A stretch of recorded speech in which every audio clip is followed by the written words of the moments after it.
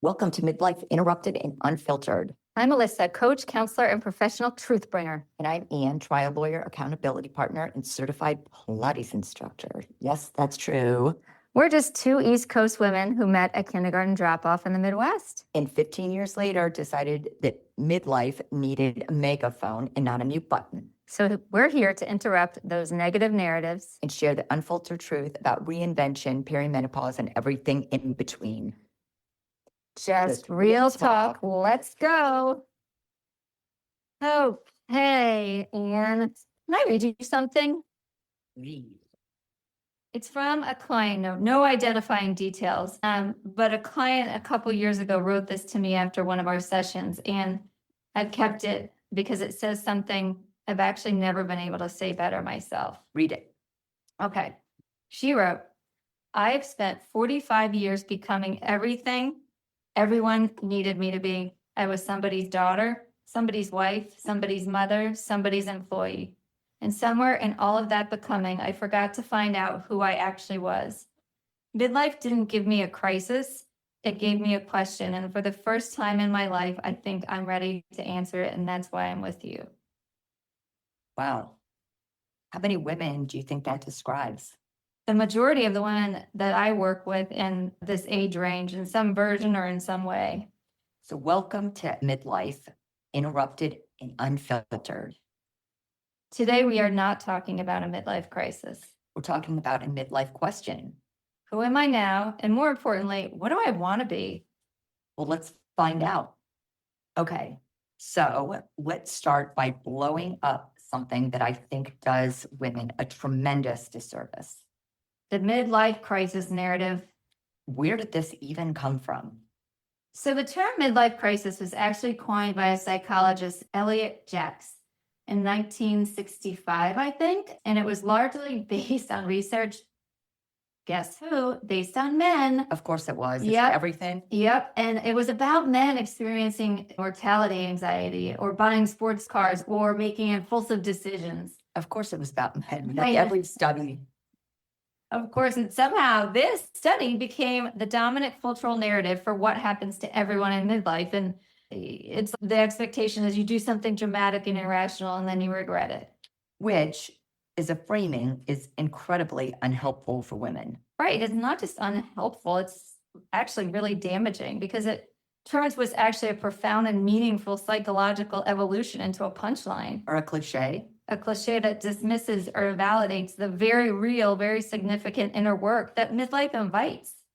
When a woman in her, let's say, late 30s, 40s, 50s, 60s starts questioning her identity or asking these bigger questions and wanting something different, that's not a crisis. She's having an awakening. Exactly, awakening. And there's a profound difference between those two words. In my mind, a crisis implies that something's wrong, that something's broken, and something needs to be fixed or managed or pushed through. Exactly. And an awakening implies something's opening, something's possible that wasn't before. I know which one I'd rather be having, and I think we all do. And that reframe from crisis to awakening changes everything about how we navigate this season of life. So we're retiring the midlife crisis narrative on this podcast. Officially retired, Ann. And we are going to replace it with something much more interesting. So let's talk about those shifts, like what's actually happening in midlife. Because I think one of the reasons this crisis narrative persists is that people don't actually have a word or a language for something more nuanced. They're not always dramatic. They're not always a lightning bolt moment. It doesn't have to be that much of a seismic shift. Exactly. And often they're quiet or they come over time, a cumulative, slow awakening of something inside of us. So give me some examples, since you see this in your profession, about what those subtle shifts are and what they might look like. Just walk us through that. Well, let's start with the first one. And this is with almost every woman in various parts of her life, but in particularly in midlife. And this is what I call role reckoning. It's the moment when you look at all the roles you've been playing: mom, wife, daughter, professional, caretaker, fixer, peacekeeper, cooker, and you realize that somewhere along the way, you started confusing that role with yourself. Okay, so first of all, I'm totally exhausted by all those labels. Right? now. No. But so essentially, what you're saying is with this role reckoning, the costume became the person. Exactly. And in midlife, something shifts. So many things shift, right? We're not just going to say things, but the kids, right? Our children need us differently. Our career evolves, or maybe restarts, or maybe totally changes. Relationships change. And suddenly, these roles that we've been holding, that we have our identity tied to, start to loosen. And then this question becomes, who am I when these costumes come off? Not that you're not those roles, but you're presenting in a different way. No, I totally get that. I really do. And most women do. That subtle shift is what researchers actually call authenticity surge. A lot of studies show that women in midlife report a significant increase in their desire to live more authentically and more with purpose. Less performance, less people pleasing, less doing things because you're supposed to, and more doing things because they actually align with who you are. The tolerance for inauthenticity drops dramatically, I think, as we all enter midlife, and people pleasing too, and at least in my experience. Absolutely. You almost become comfortable in your own skin in a new way. And from others, right, looking in, it can look like disruption from the outside. She quit her job. She ended her marriage. Oh my God, she changed her social circle. But from the inside, it's not a disruption. We're really aligning to what our values are. And finally becoming congruent with ourselves. Exactly. So let's go. There's one more shift. And the third shift is the time horizon shift. When you're young, time feels infinite. There's always a later. I'll do that someday, always a someday. But now, and not in a morbid way, but more in a clarifying way, we become aware that time is finite. And that awareness, I think, really does change everything. The things that you were tolerating, I think you think, okay, I need to stop tolerating them. The relationships that are draining you are not as fulfilling, or the relationships where you're giving more to somebody than they're giving to you. You think, these relationships aren't serving me, and you decide to release them. And those dreams are things you wanted to pursue, but kept deferring, either because you didn't have time, or because you didn't think you were good enough, or because they didn't meet that role that you felt you were defined to be serving. That voice keeps getting louder about needing to do it and wanting to do it, because the reality is that someday is today, it's now. Yeah, it is. And the fourth shift I find so fascinating, and this is the integration shift. So young adulthood, we're learning who we are, we're differentiating ourselves, we're deciding what we don't want to be, right? And then in midlife, it's almost like it's the opposite, something switches. You're trying to bring together all these different parts of yourself, and professional, personal, spiritual, both the strong and the vulnerable, and really still figuring out, who do I want to be? Who do I not want to be? But all together in one kind of whole person. And really, we all just need permission to be complicated. And when you are aligning all these different parts of yourself to live a true, authentic life, it is complicated. Absolutely. And it's this permission notion is really to just be fully, completely, and authentically human. And it's a gift, even when it doesn't feel like one. Okay, I want to talk about something that I know a lot of women feel, but almost nobody says it out loud. Say it. Okay, the invisibility, the feeling of becoming invisible in midlife, of walking into a room and not being seen the way you used to be seen, of being passed over, of being overlooked, of being dismissed. And let's talk about it honestly, because I think there are two sides to this conversation that really need to be had. Yeah, let's have them both. Okay, so side one, the invisibility is a real thing, and sometimes it can be infuriating. It is real. And there is research, actually significant research, that shows that women in midlife really experience this genuine shift in how they're perceived socially and professionally. I can even speak to that with my own shift, and I'm sure you can too. This like cultural premium that's placed on youth is a real thing, and ageism in the workplace is a real thing. The way women over 45 are marketed or completely ignored by marketers is real. And as somebody who spent her career in the courtroom fighting for people, who are dismissed and overlooked, it's particularly infuriating to me. And let me tell you, I've seen so many cases of age discrimination, predominantly with females. And quite honestly, think about all the female salespeople, small portion who, when they're older in pharmaceutical Yeah. sales or something, still exist and have a role in their 50s compared to men. They can keep doing it into their 70s, and there's no invisibility there. That is a really great point, and it makes my blood boil. I don't know about you. Yeah, absolutely. What else? Side two, there's this other side of that invisibility that's actually extraordinary. And I don't want to skip past the way we get infuriated over and the anger we feel about the invisibility, because it really is a valid feeling and a valid emotion. But I don't think we should stop there. We need to talk about that other side. So let's talk about that. So when you stop being visible in certain spaces, when you stop being the youngest person in the room, and I know this has happened with me, when I stopped being looked at for certain things, something unexpected happened. I stopped performing, and quite honestly, I stopped caring what people think, whose opinions I didn't truly value. Tell me more. So I spent years, decades really, being acutely aware of how I was perceived in courtrooms, in boardrooms, in every room, quite honestly, monitoring, adjusting, maybe my behavior, my interactions, managing this impression. And then some of the external attention shifted away. So the energy you were spending on this performance became available for something else, though. Yeah, definitely for something real, for actual presence.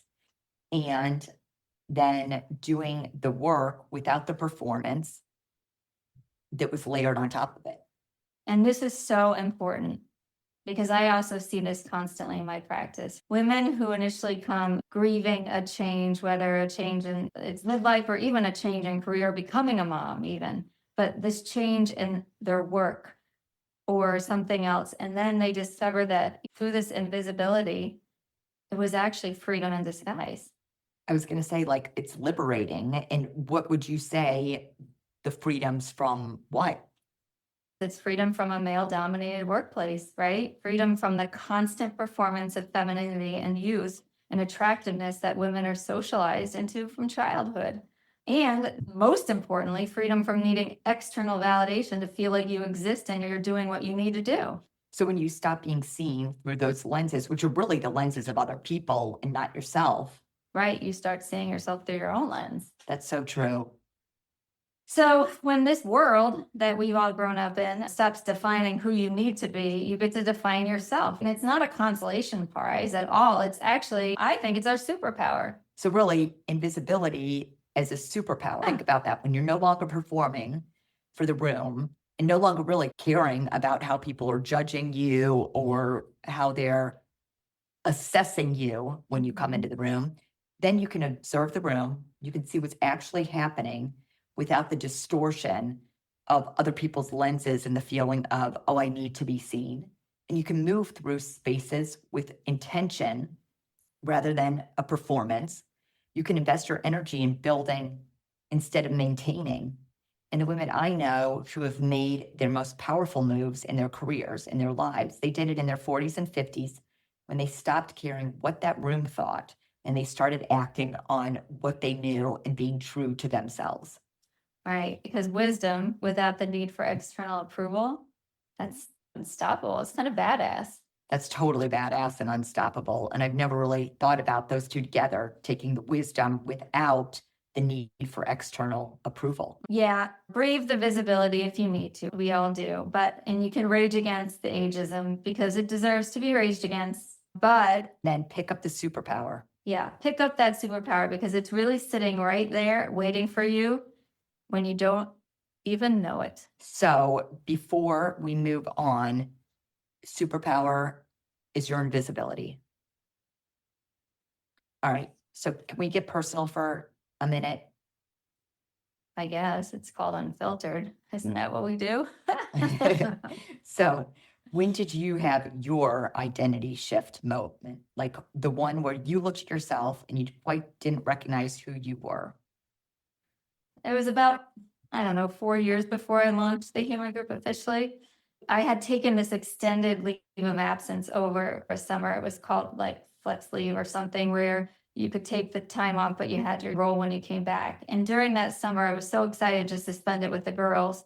But I also took a class called Kaufman Fast Track here in Kansas City, which I believe still exists today. You basically take a business concept and you create a plan to launch it. And this is really where the human group was born in concept and even the logo and everything. But after this amazing summer of just being able to do a lot of yoga, being present, focused on the things I loved, which is my family, I love summer fun, idea creation, I went back to my role at work and I carried on just like I did before the summer. But a few years into that return, I was at a work meeting in one of those big team meetings and gatherings where everyone's performing on their professional identity. And I think I've said it before on a previous podcast, you feel like they're wearing a costume sometime.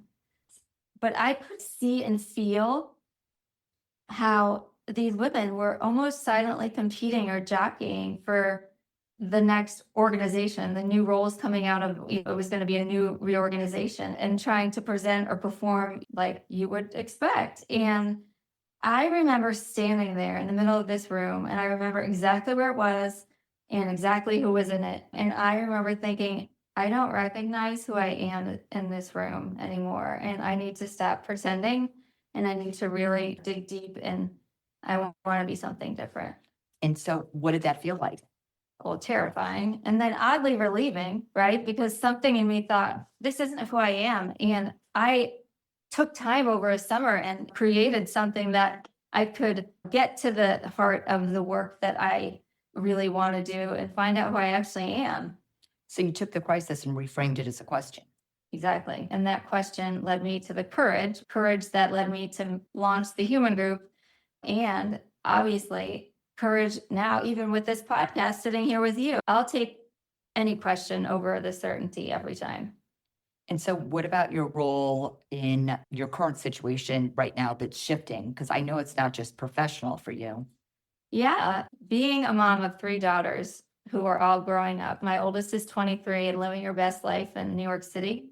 My middle daughter is now 20 and in California in film school, living her best life in California. And my youngest is a freshman in high school and is 15 and will be driving very soon. And so the relationship with each of them is changing real time. And I'm watching the role of mom, who I don't always have the answers. Dad always has the answers in our house, but the mom who maybe has some answers, but to becoming like this person, you know, especially with the girls who are out of the house, this person they choose to come to because they want to. And girls, if you're listening, just know that that makes my heart feel really happy. But that shift, I think, is beautiful, but it's also grief at the same time because you miss having everybody around.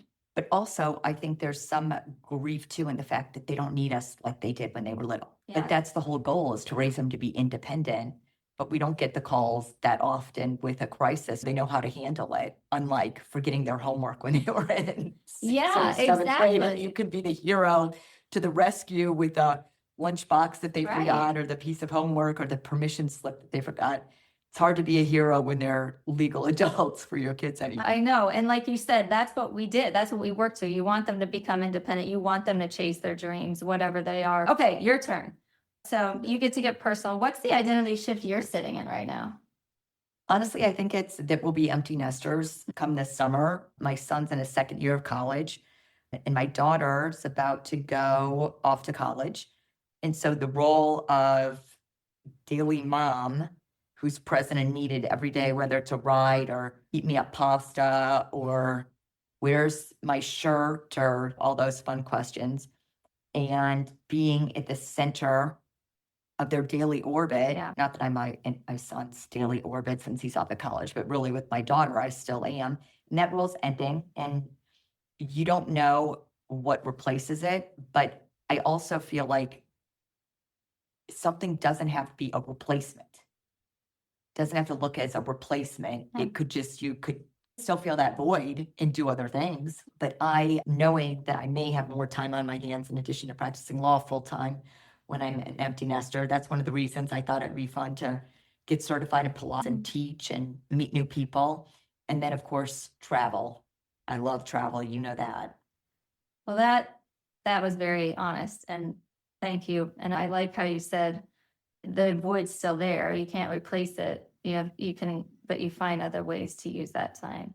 Yeah. And I think I've been telling myself that I'm ready for this phase. I'm so proud of them. I'm excited. And that's all true. And there is some apprehension about the changing, but I need to, because I don't think I've done this yet, is just give myself the permission to sit with the not knowing of how am I really going to feel and how am I going to replace a quote void quote when they're gone. So also that question of, and now what comes after, of what are the next things I want to look at and pursue. Yeah. Can I say something? You can always say something, and let's just be real. I should have Even if I said started. no, I'm still going to say it. So let's just. Well, I just think this is the beauty of it. The fact that you don't know yet isn't a problem. It's actually exactly where you're supposed to be. So this not knowing is the fertile ground, and identity, our identity, doesn't just get redesigned in certainty, right? It gets redesigned in exactly the kind of honest and vulnerable uncertainty that you just described. And that's like really validating. I needed to hear that. So thank you, Coach Melissa. I know, and that's why I'm here.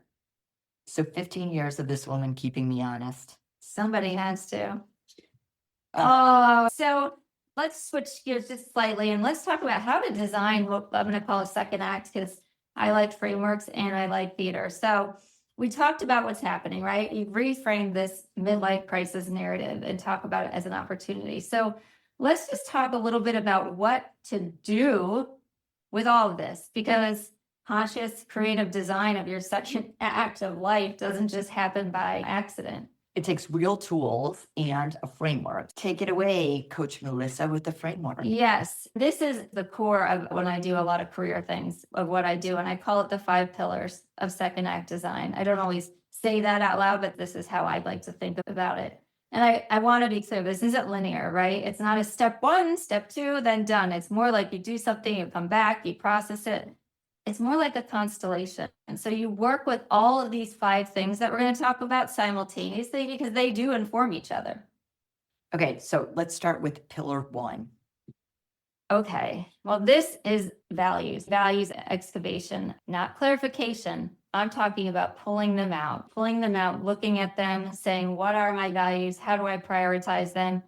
And how satisfied am I against each of these values and how I'm living them? They're always there. Maybe the values priorities change based on the role you're playing, but the work is to dig them out and to really understand them and really be honest with yourself about how satisfied you are of living them out. Because I would think not only do you, if you go through the values excavation, that you're going to find values that are truly what you believe in midlife versus values that you may have placed importance on in your 20s that are no longer important values anymore. Tell us how one would go about this values excavation. Right. And one piece of clarity I think is important because there's goals, right? And there's values. Goals are things that you put on your to-do list and you achieve them. You can cross them off.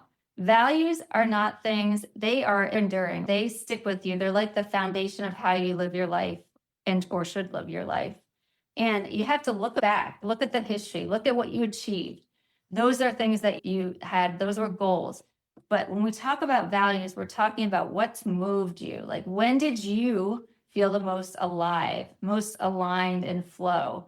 When did you feel like yourself, like you were doing what the universe put you here to do? When you're present in these moments, you're doing something you love. Or when was I absent? Maybe because I was just going through the motion. And when you think back to these things, these patterns actually help you reveal those values more honestly than any worksheet could ever do. So while you were saying that, Mike kept coming back to like fairness, justice, empowerment, growth, and after all our years together as friends, fierce loyalty, that I'm always going to have somebody's back. And that's a really important value to me if there's somebody who's truly one of my people who's important in my life. Yeah. And everything you've done is an expression of those values you just said, right? Your law practice, your friendships, this podcast, values, they're the way you look at your identity, and they're what remain constant as roles change, and they should remain constant. They're, again, that foundation of your house. So now what about pillar 2? So pillar 2, again, I'll give you a word because we like frameworks, but it's really a process. So it's called narrative archaeology. And this is really of the process of going back through the narrative and the story you've been telling yourself and questioning it. So not from a place of regret, but from a place of curiosity. What stories did you inherit from your family or from your culture or for maybe the generation of women who came before you? And I'll give you an example of that. Maybe it's a story that you have to go to college and have a job when you graduate. Or maybe it's you have to go into a business or a medical or a law practice because that's what the family does. But, that's what I talk about. So like basically stories that maybe we all grew up with about what a woman's supposed to be, what they're supposed to want, what they're supposed to become, that becomes so ingrained in us. Exactly. And some of those stories served us. And some of them, if you look closely, were actually never yours to begin with. And so we have to go in and dig out and decide which parts of that story do I want to keep? Which parts do I lovingly want to set down? And what new story, and that's what we talk about here, what new story do I want to rewrite from here? And really claiming things and making yourself the author now. And even though we were always the author, midlife is, I think, a time when we actually realize, oh my gosh, I can do this. So now pillar 3. Pillar 3, again, we'll give it a fancy word, but it's about permission, which we talked about a little bit earlier. So it's called permission structures. And this is about identifying both the internal permissions you give yourself and the external permissions you're waiting for, or maybe you realize you don't need anymore. So that permission slip we talked about last episode. Exactly.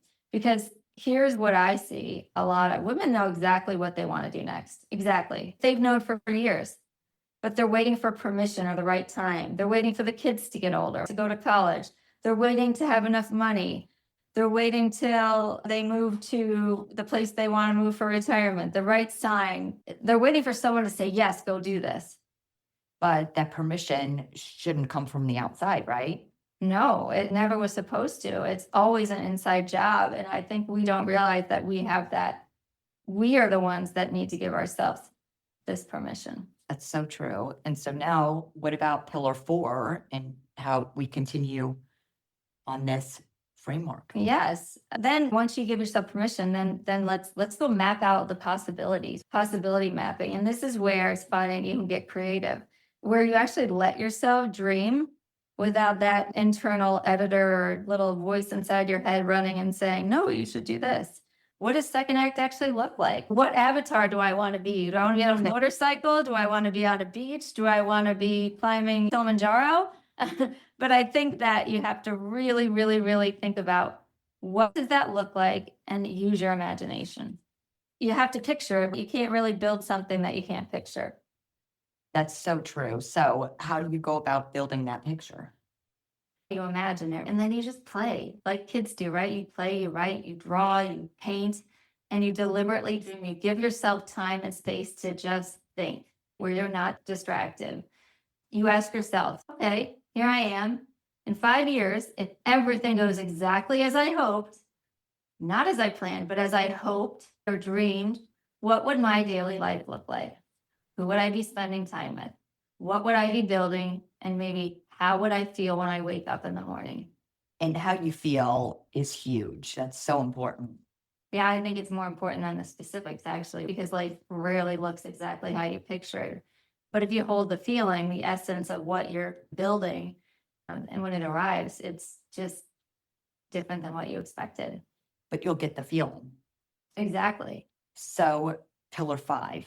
Well, and this is where courage comes in. If you do it and you figure out like, what is that play I wrote or picture I drew? It's which road do I take to get there, right? And it sounds simple just to figure out the road, but it's actually the hardest one because we've talked before, sometimes it requires going back to school or certification or studying.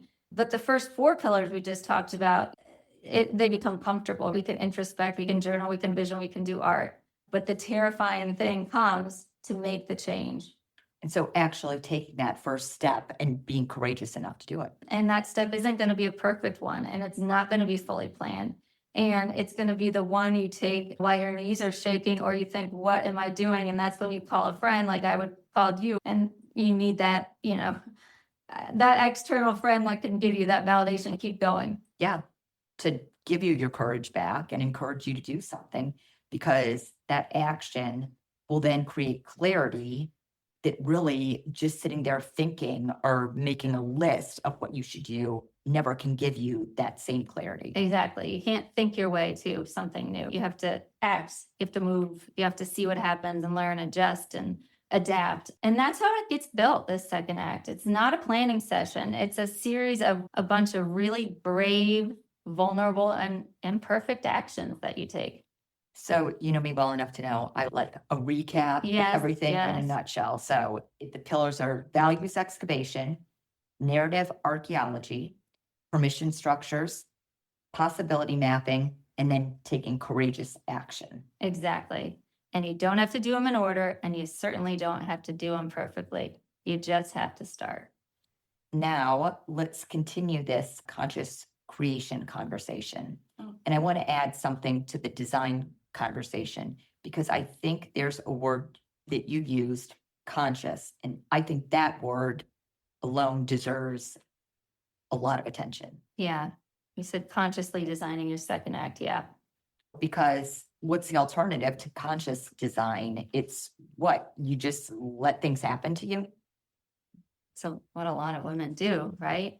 And not because they're passive people. Many of them are incredibly intelligent, dynamic, and driven people, but because quite honestly, nobody taught them that this midlife time was time to do something that they could actually design, right? That they thought it was something that happened to you, but no, they have the power. We're saying no. We're saying, no, you are not a passive recipient of your midlife identity. You and me, Melissa, we are the architects of our identity. And we get to decide what our next venture is, what our next identity is. Exactly. And which roles we want to keep and which roles we want to evolve. Which relationships get our energy, which relationships don't. What version of you are you building toward, and what are you willing to tolerate, and what are you just absolutely done with because you're smart enough to know you want to keep your life peaceful? Yeah. And that word done in midlife is incredibly powerful. Yeah, I think it's one of the most powerful words kind of available to us. It's the done with performing, done of shrinking, done of waiting for permission or doing something for someone else's expectation.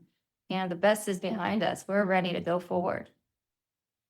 And to your point earlier, the best is not behind us, right? Mhm. Equally powerful as conscious, the word conscious in this whole conversation is the word beginning. Right. And why is that so important?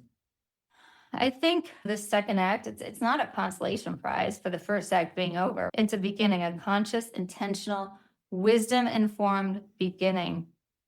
That is, this beginning is being built by someone, a woman who knows herself in a way that she simply couldn't have known at 25 because she didn't have the life experience, she didn't have the knowledge, the wisdom.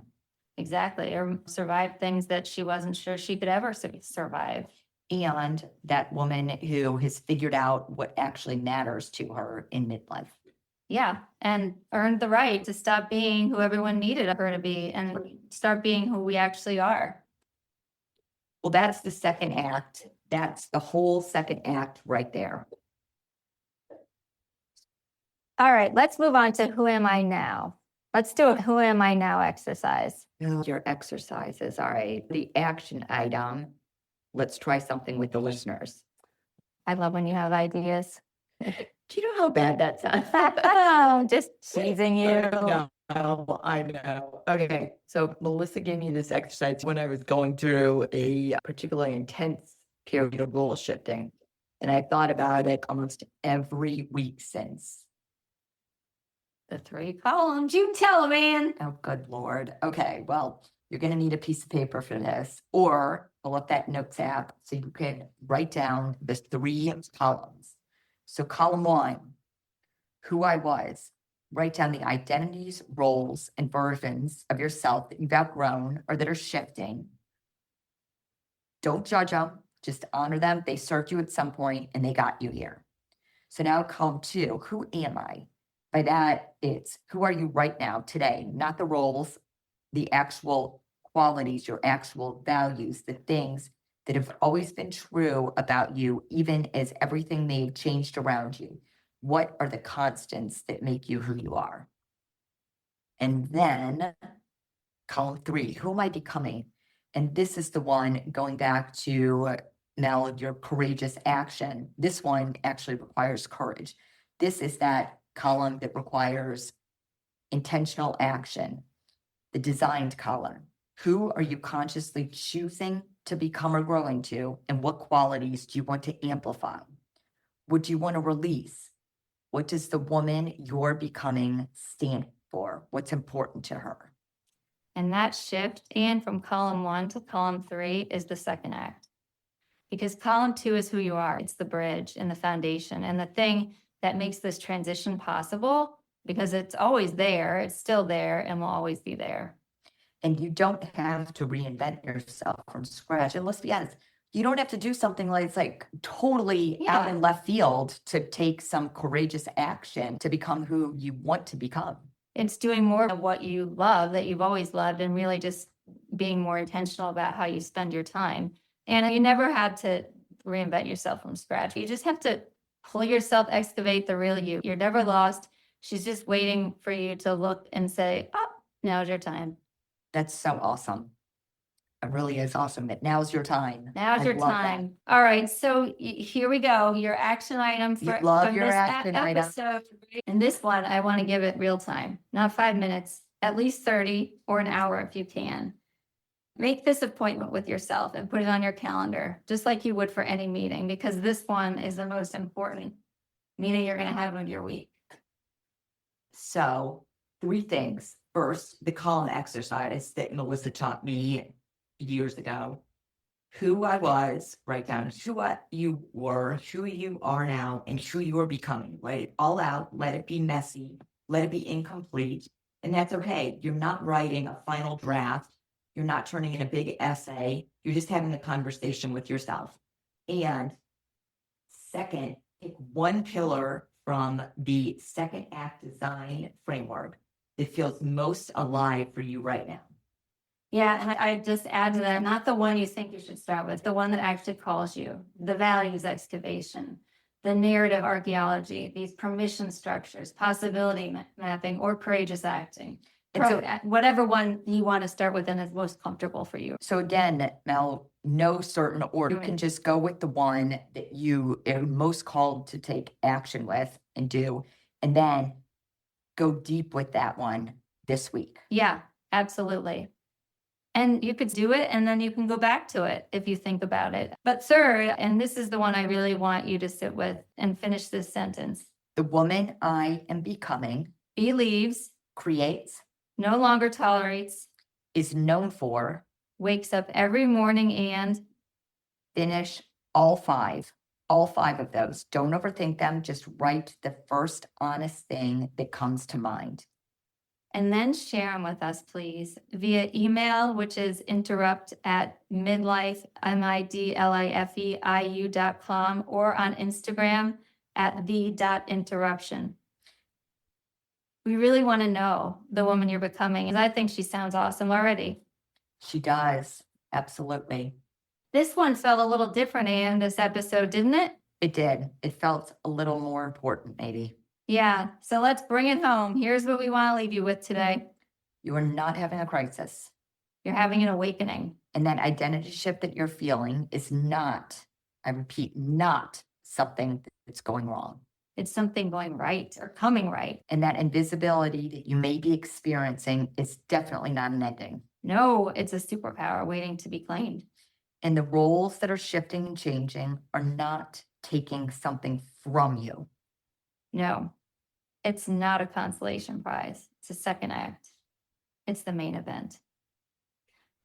Built by a woman who knows herself, you You are the only person. You survived hard things and you figured out what actually matters to you. So you've earned this extraordinary right to stop performing and start being present with what you love. And that is every woman who is listening to this podcast. That woman is you. She always was you. And okay, I need a minute again. Take your minute. All right. Subscribe if you haven't already. Leave a review on the podcast. It helps other women who need to find us. And please share this episode because somewhere in your life, there's a woman in the middle of her own identity shift and she's feeling lost and scared and wondering what comes next. And she needs to hear this, that what she's feeling is not a crisis, and she needs to feel that courage. Invite her to that. What are we doing next week? Oh my gosh, the permission slip, right? Are we getting messages about that? Yes, we are going to dig into that permission slip. Oh, I'm so excited. So giving ourselves and everybody giving themselves permission to want more in midlife without guilt. It's a good one. It's a really good one. And until then, keep interrupting the narratives that don't serve you. And keep designing the second act that does. And stay unfiltered, and we will See you next week.